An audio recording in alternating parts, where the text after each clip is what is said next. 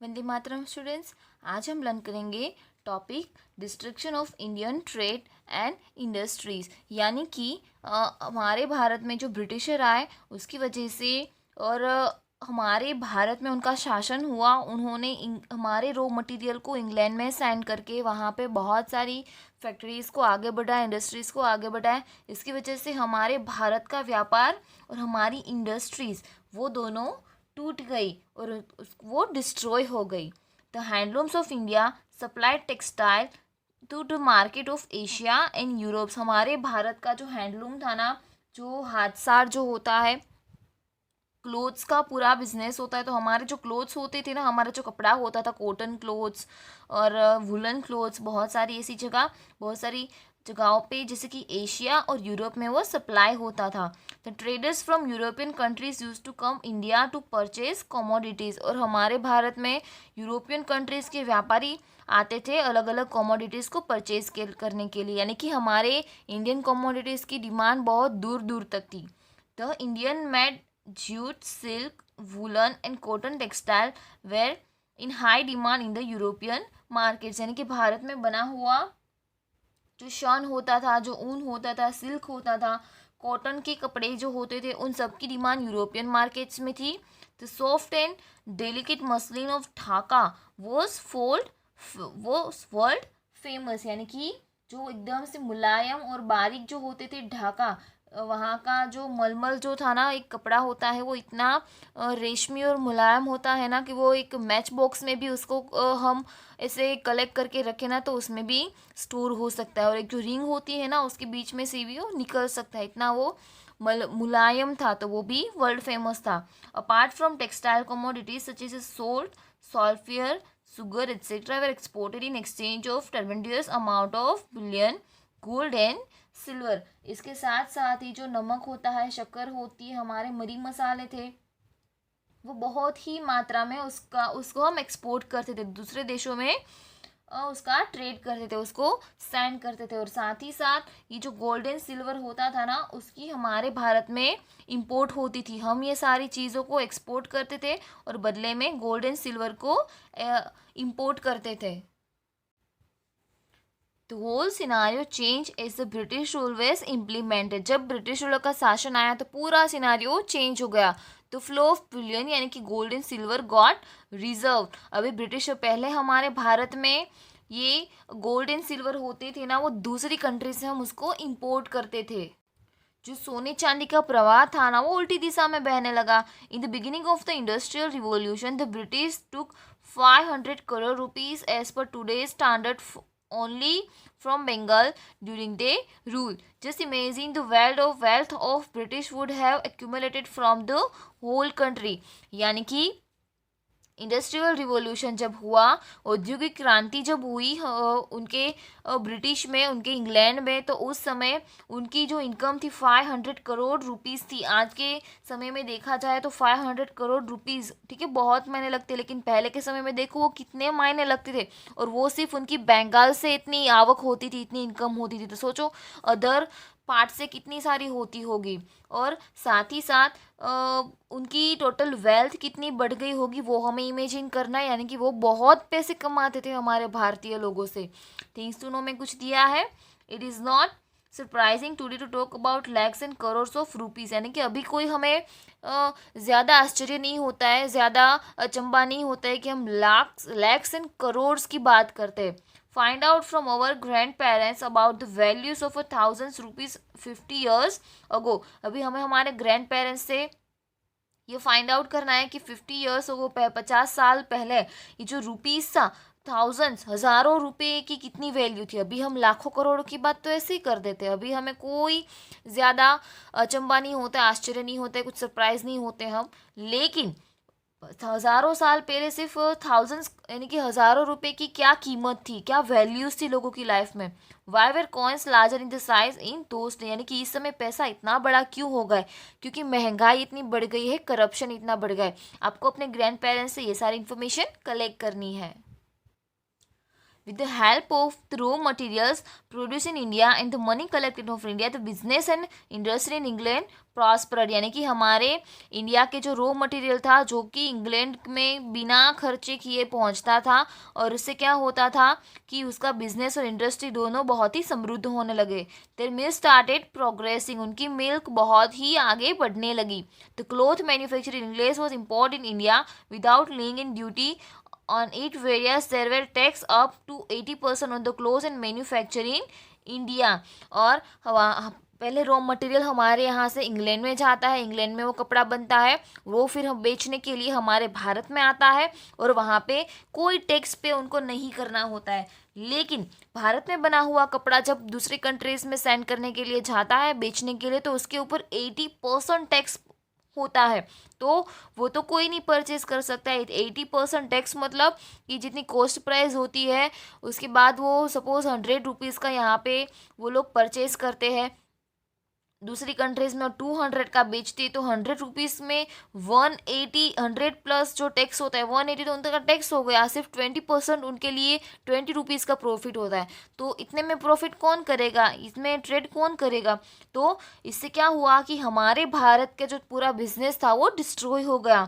As a result textile made in India become costlier in the Indian market itself, हमारे भारत में ही बना हुआ कपड़ा भारत में ही महंगा हो गया. The Indian handicraft and cottage industry could not withstand the competition and they could not sustain themselves.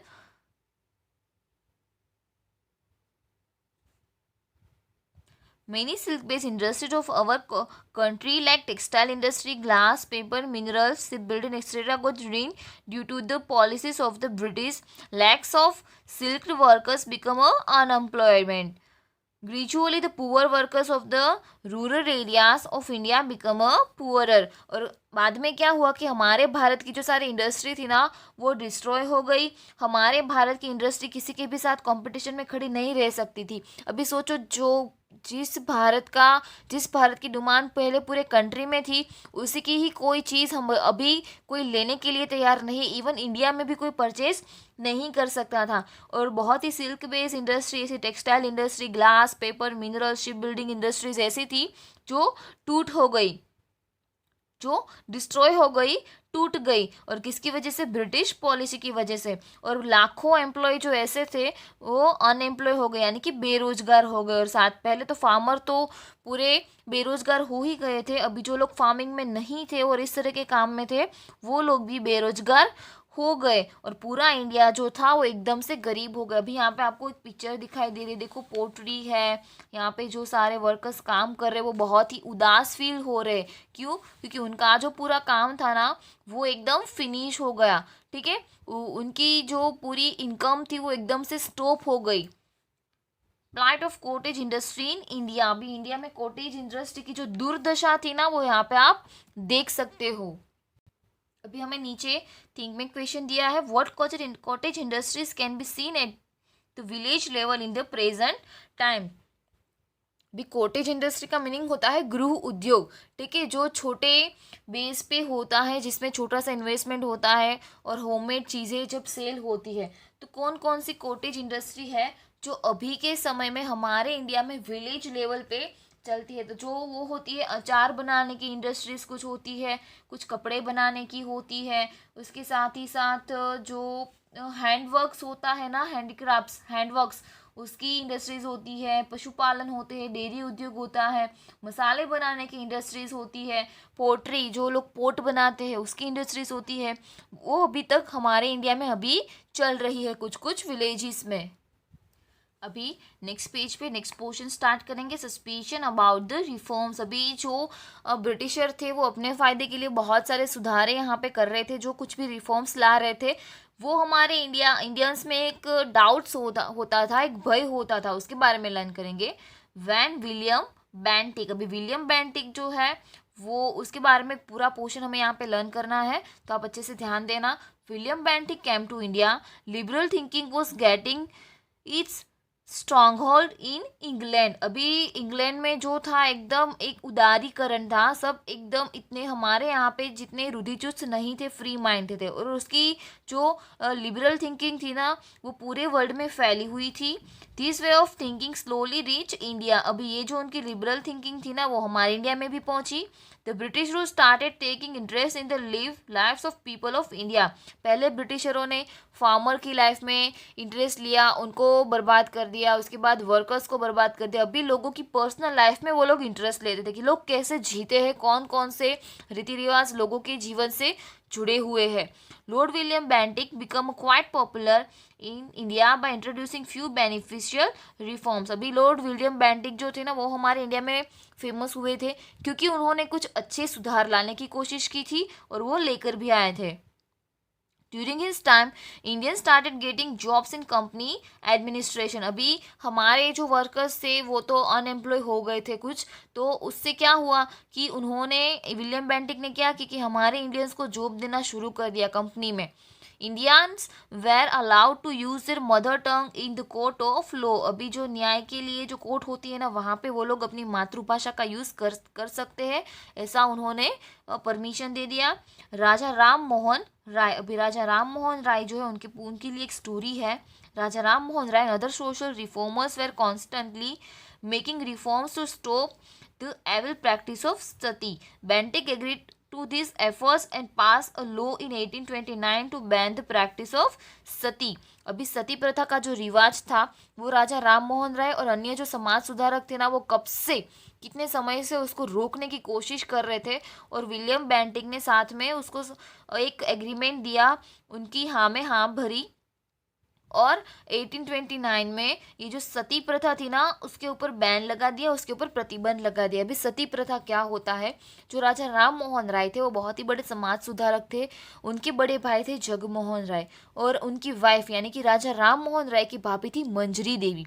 तो राजा राम मोहन राय जो थे ना उनके बड़े भाई जो एक्सपायर हो गए, जगमोहन राय का निधन हो गया, तो उस समय सती प्रथा में ऐसा करना होता है कि जब डेड बॉडी लेके जाते हैं ना कोई भी पर्सन की, तो उसकी जो वाइफ होती है ना उसको उसके साथ जिंदा जल जाना होता है, मर जाना होता है, आग में बैठ जाना होता है और उसको भी मर जाना होता है, क्योंकि ऐसा माना जाता है कि जो विडोज होते हैं, विधवा होते हैं, उसकी उसके हस्बैंड की डेथ के बाद कुछ लाइफ ही नहीं होती, उनका कोई भविष्य नहीं होता, और इसीलिए उनको भी जो मरा हुआ है उसको तो जलाते ही है, साथ में उसका लाइफ पार्टनर यानी कि उसकी जो वाइफ होती है ना उसको भी जला देते हैं। तो ये बहुत ही अन्याय था लेडीज़ों के साथ, विडोज के साथ। ये राजा राम मोहन राय से देखा नहीं गया और उन्होंने सती प्रथा के ऊपर बैन लगाने की कोशिश की, और विलियम बेंटिक ने भी उसको एग्री किया, यानी कि उसको उसमें सहमति दी कि ये प्रथा सही नहीं है और इसको हमें रोकनी चाहिए, और 1829 में उसके ऊपर बैन लगा दिया। नेक्स्ट देखते हैं। During the time of William Bentinck the English rulers tried to eradicate the social evils as per the will of social reforms. The orthodox class witnessed these reforms with suspicious. अभी उसके समय में क्या था कि हमारे भारत के जो लोग थे ना वो ऐसा सोचते थे कि जो ऑर्थोडॉक्स पीपल थे, जो रूढ़िचुस्त लोग थे ना, विलियम बेंटिक बहुत सारे सुधार वधार कर रहे थे हमारे इंडिया में, इंग्लिश रूलर्स के हिसाब से वो अपने हिसाब से बहुत सारे सोशल रिफॉर्म्स कर रहे थे। हमारी जो पुराने रीति रिवाज थे जो लोगों के लिए फ़ायदे कारक नहीं थे लेकिन फिर भी लोग उसको फॉलो करते थे, उसको वो स्टॉप कर रहे थे, और हमारे जो रूढ़िचुस्त लोग थे ना उसको एक शंका की नज़र से देखते थे कि ये क्यों कर रहा है, हमारे पूर्वजों ने ये रिवाज शुरू किया है, हमें ये नहीं करना चाहिए, इसको कंटिन्यू करना चाहिए, इसकी बात नहीं माननी चाहिए वरना ये अनर्थ हो जाएगा। मतलब उसको एक शंका की नज़र से देख रहे थे, लेकिन एक्चुअली में इनडायरेक्टली विलियम बेंटिक जो था ना उसने कुछ ऐसे रीति रिवाज ऐसे बैन लगाया है, ऐसे रीति रिवाजों के ऊपर बैन लगाया है जो हमारे लिए फायदे कारक है। अभी यहाँ पे विलियम बेंटिक की फोटो दी है पिक्चर नंबर 6.4 पेज नंबर 35 पे। Okay, the company had pass a resolution to spend 1 lakh rupees every year on education but it was not implemented. अभी कंपनी से ऐसा एक रूल पास किया था, एक रिसोल्यूशन पास किया था कि वो हर साल 1 लाख रुपए लोगों को एजुकेशन प्रोवाइड करने में स्पेंड करेगी, लेकिन एक्चुअली में वो इतना नहीं कर रही थी। Finally an education committee was form during the time of Bentinck. Way Bentinck ने क्या किया कि बेंटिक ने हमारे लोगों को एजुकेशन देने का सोचा और उसने एक एजुकेशन कमिटी को फॉर्म किया। In the year 1834 Lord Macaulay thought of introducing English education in India. 1834 में लॉर्ड मैकलो जो थे एक धारा शास्त्री थे, अभी उन्होंने ऐसा डिसाइड किया कि वो हमारे इंडिया में एजुकेशन शुरू करना चाहते हैं, तो उसकी नीति के हिसाब से एजुकेशन शुरू हुआ। However the education method advocated by Macaulay could not benefit the youth. अभी क्या हुआ था कि यहाँ पे इंग्लिश एजुकेशन शुरू हुआ था, जो कि हमारे यहाँ पे यंगस्टर्स के लिए बेनिफिशियल नहीं था। Indians lost the advantages of acquiring the insight knowledge and skill develop by there ancestors. अभी हमारे यहाँ पे क्या हुआ कि जो मैकलो थे उनकी शिक्षा नीति ऐसी थी, जो कि धारा शास्त्री थे, वो भी ब्रिटिश ही थे, तो उनकी शिक्षा नीति ऐसी थी कि हम भारत में एजुकेशन तो शुरू करेंगे लेकिन उनको इंग्लिश एजुकेशन पढ़ना है, वो अपना प्राचीन एजुकेशन नहीं लर्न कर सकते थे। इससे क्या हुआ कि हमारे इंडियंस जो थे ना, वो एक एडवांटेज खो बैठे। उनको ये फ़ायदा था ना कि वो हमारा प्राचीन नॉलेज जान सके, हमारी हिस्ट्री जान सके और वो आगे बढ़ सके, तो वो उन्होंने खो दिया, उनको इंग्लिश एजुकेशन लर्न करना पड़ा। The method of British education system was opposed by a number of intellectuals, and Mahatma Gandhi called it as to give millions a knowledge of English is to enslave them. That by receiving English education we have enslaved the nation. वो हमारे यहाँ पे बहुत बड़े जो निष्णात थे, उन सब वो बहुत बड़े विद्वान थे और महात्मा गांधी भी थे, वो सब ब्रिटिश एजुकेशन के ओपोज थे। महात्मा गांधी ऐसा बोल रहे थे, उन्होंने तो ऐसा बोला था कि हम लाखों करोड़ों स्पेंड कर देते हैं इंग्लिश एजुकेशन के पीछे, हम कुछ पाते नहीं है। जब हम हमारी संस्कृति को खोते हैं ना, तो उसके अगेंस्ट हमें कुछ भी नहीं मिलता है। हमारे लिए हमारा पहले जो इंसाइट नॉलेज है ना, वो होना बहुत ही ज़रूरी है। Later 3 universities established in 1857. The Britisher could get educated workforce due to introduction of English education. Alongside it also developed nationalistic thinking among the educated Indian. अभी 1857 में हमारे यहाँ पे 3 यूनिवर्सिटीज़ बनाई गई और साथ ही साथ ब्रिटिशरों को एक अच्छा वर्कफोर्स मिला, अच्छे कामदार लोग मिले। ब्रिटिश एजुकेशन जिन जिन लोगों को मिला था उनको वो अपने यहाँ पे काम पे रखने लगे। और दूसरी ओर क्या हुआ कि भारत के जो लोग थे ना, जो एजुकेशन ले रहे थे, तो उनके अंदर एक राष्ट्रवाद शुरू हुआ, उनके अंदर राष्ट्र प्रेम शुरू हुआ, जो कि ब्रिटिशरों के लिए बहुत ही हानिकारक बना। उनके अंदर ऐसी थिंकिंग हुई, एक नेशनलिज्म शुरू हुआ कि भाई हमें हमारे देश के लिए, देश को स्वतंत्र बनाने के लिए कुछ करना चाहिए। यहाँ पे थिंक में कुछ दिया है। Why did Macaulay start English education in India. Macaulay ने इंडिया में इंग्लिश एजुकेशन क्यों शुरू किया? वो इंडिया को आगे बढ़ाना चाहता था, लेकिन खुद के फ़ायदे के लिए। वो अभी हमारे यहाँ पे एंसाइंट नॉलेज, पुराना जो तरीका था वही एजुकेशन हमारे इंडिया में प्रोवाइड करते, तो वो उनके कुछ काम नहीं आने वाला था। उनको एक वर्कफोर्स चाहिए था, इंडियन एजुकेटेड वर्कफोर्स, इसलिए उन्होंने इंग्लिश एजुकेशन शुरू कर दिया। Many machines were invented to facilitate the industries, transport and communication, considering the convenience it in running, administration and strategic importance for the military. The British introduced the railway in India. अभी बहुत सारी facilities हमारे यहाँ पे शुरू की गई, वो भी उनके फ़ायदे के लिए। बहुत सारी इन्वेंटेड यानी कि इंडस्ट्रीज़ बनाई गई, बहुत ही बड़े बड़े टेक्निक्स वाली। ट्रांसपोर्टेशन शुरू किया गया और साथ ही साथ मिलिट्री के लिए बहुत सारी, मिलिट्री को स्ट्रेटजिक मिली रहे, एडमिनिस्ट्रेशन अच्छे से चल सके, इसलिए उन्होंने रेलवेज की शुरुआत की।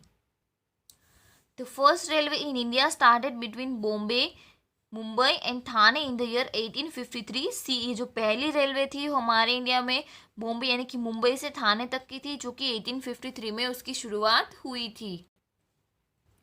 In order to maintain an effective control on the country and to exchange messages with neighboring territories, modern methods of postage and telegraph were introduced in India in 1854 CE. Printing press and circulation of newspapers grew alongside. अभी हमारे भारत में सारी जगहों पे, सारी country, पूरी country पे एक सब लोग नज़र रख सके, जो ब्रिटिशरों थे वो अंकुश रख सके, नज़र रख सके, और साथ ही साथ हमारे जो नेबरिंग टेरिटरीज थे, आजू बाजू वाले जो प्रदेश थे, कंट्रीज थे, उसके साथ हम मैसेजेस एक्सचेंज कर सके। उसके लिए पोस्ट एंड टेलीग्राफ की मॉडर्न मेथड शुरू की गई 1854 में। पहले 1853 में रेलवे का इन्वेंशन हुआ, रेलवे की शुरुआत हुई, और बाद में 1854 में पोस्ट एंड टेलीग्राफ की शुरुआत हुई। प्रिंटिंग प्रेस और न्यूज़पेपर ये भी साथ ही शुरू कर दिए गए। This reforms were actually for the convenience of the British rule in India, but it turned out to be a blessings in disguise for the growth of nationalism in India। अभी ये सब उन्होंने अपने लिए किया था, अपने फ़ायदे के लिए किया था। ब्रिटिशरों ने ये सारे जो रिफॉर्म्स थे ना, वो अपने फ़ायदे के लिए किए थे, लेकिन बाद में समय जाते वो हमारे भारत में, भारत के लोगों को काम आए, जिन्होंने भारत में एक एकता खड़ी की, एक राष्ट्रवाद खड़ा किया। The class that acquired the English education spearheaded the social reforms and nationalism in India, since they were more familiar with the contemporary developments in the world around. The post and telegraph brought people closer। अभी साथ ही साथ क्या हुआ कि जिन्होंने education प्राप्त किया था वो सारे वर्ल्ड में, जो सारे विश्व में जो इंफॉर्मेशन होती थी उससे माहितगार बने, वो उनको इन्फॉर्मेशन मिलने लगी, और उन्होंने समाज को सुधारने के लिए, राष्ट्रीय जागृति फैलाने के लिए बहुत ही अच्छा रोल प्ले किया।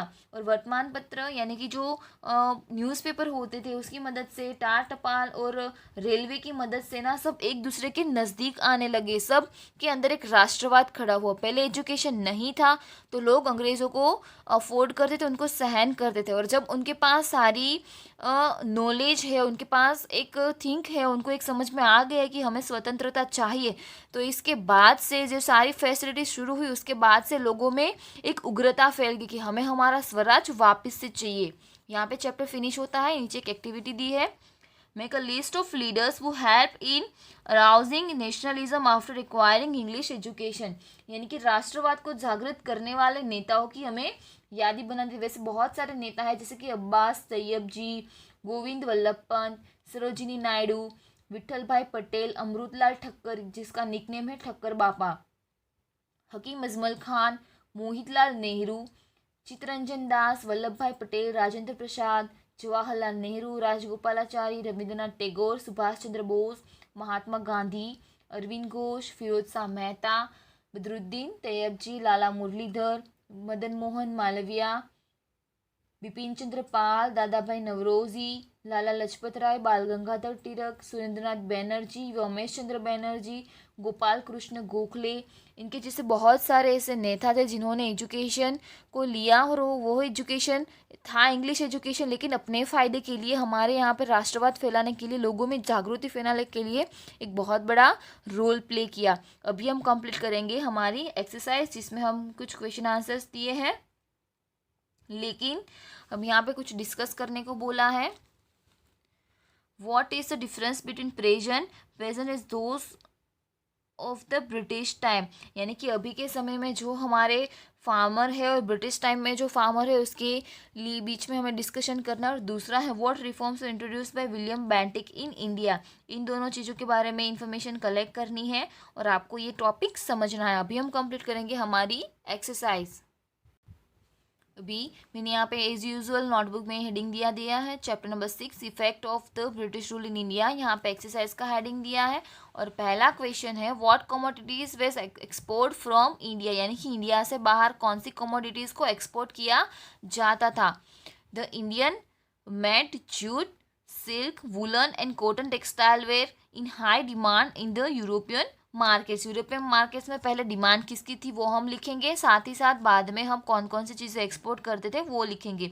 The soft and dedicate muslin of Dhaka was world famous apart from textile commodities such as salt, sulphate, sugar etcetera were exported in exchange of tremendous amount of bullion, यानी कि गोल्ड एंड सिल्वर। जो हमने अभी learn किया कौन कौन सी चीज़ों की एक्सपोर्ट हम करते थे वो। अभी क्वेश्चन 2 जो है हमारा what reforms were done by William Bentincks in India. अभी विलियम बेंटिक की वजह से कौन कौन से रिफॉर्म्स, कौन कौन से सुधार आए उसके बारे में हमें लिखना है। जैसे कि उन्होंने सती प्रथा को नाबूद किया, साथ ही साथ लोगों को अपनी कंपनी में जॉब देने की, हमारे इंडियंस को उन्होंने अपनी ईस्ट इंडिया कंपनी में जॉब दी। लोग कोर्ट ऑफ लॉ में मदर टंग यूज़ कर सकते थे। यूनिवर्सिटी यहाँ पे एस्टैब्लिश की। साथ ही साथ उन्होंने इंग्लिश एजुकेशन हमारे यहाँ पे शुरू किया। ये सारे रिफॉर्म्स की नोट हमें एक लिखनी है। Lord William Bentinck became quite popular in India by introducing few beneficial reforms. During his time, Indians started getting jobs in the company administration. Indians were allowed to use their mother tongue in the court of law. He passed a law in 1829 to ban the practice sati. 3 universities were established in 1857. Next point है, in the year 1834, Lord Mackellar thought of introducing English education in India. Okay, तो ये सारे points मैंने यहाँ पे लिखे हैं। अगर आप आगे के पॉइंट्स लिखना चाहते हो तो यहाँ पे लिख सकती हो, क्योंकि हमें आगे भी इसके बारे में डिस्कस करने को बोला, और साथ ही साथ आपको बुक में से ये पोर्शन अच्छे से लर्न कर लेना है। क्वेश्चन 3 जो है हमारा, why did the British government start the facility of railway post and telegraph. British government ने हमारे इंडिया में रेलवे पोस्ट एंड टेलीग्राफ की फैसिलिटी क्यों स्टार्ट की? तो उन्होंने अपने फ़ायदे के लिए स्टार्ट की थी। British government start the facility of railway post and telegraph because to maintain an effective control on the country and to exchange message with the neighboring territories. Modern methods of post and telegraph were introduced in India in 1854 CE. दूसरे देशों के साथ वाटाघाट हो सके, बातें हो सके, उनके साथ मैसेजेस एक्सचेंज हो सके, इसीलिए पोस्ट एंड टेलीग्राफ की। और हमारे भारत में, भारत जैसी इतनी समृद्ध कंट्री में सारी जगहों पे वो लोग कंट्रोल रख सके, इसलिए उन्होंने ये सारे रिफॉर्म्स किए थे। नेक्स्ट क्वेश्चन है हमारा क्वेश्चन नंबर 4, वो appointed the collector to collect the revenue. अभी कौन से गवर्नर ने रेवेन्यू को कलेक्ट करने के लिए कलेक्टर को अपॉइंट किया था? आंसर आएगा Warren Hastings. Warren Hastings, the person who was given the job of collecting revenue was known as a collector. Warren Hastings ने ऐसी जॉब दी थी, जिसको जॉब दी थी उसको हम बोलते हैं कलेक्टर, और ये कलेक्टर की जॉब देने वाले गवर्नर का नाम था वॉरेन हेस्टिंग्स। अभी क्वेश्चन नंबर 5 है, वो ban the practice of sati. Sati प्रथा का रिवाज किसने बैन किया था? Raja Ram Mohan Roy and other social reformers were constantly making efforts to stop the evil of practice of sati. Bentinck agreed to these efforts and passed a law in 1829 to ban the practice of sati. ठीक है, राजा राम मोहन राय और दूसरे जो reformers थे वो कोशिश कर रहे थे, लेकिन विलियम बेंटिक ने फाइनली इसको एक सॉल्यूशन दिया और ये जो सती प्रथा का रिवाज था उसको बैन कर दिया। तो यहाँ पे एक्सरसाइज फिनिश होती है, आपको भी कंप्लीट कर लेनी है, साथ ही साथ चैप्टर अच्छे से समझ लेना है। ओके, वंदे मातरम।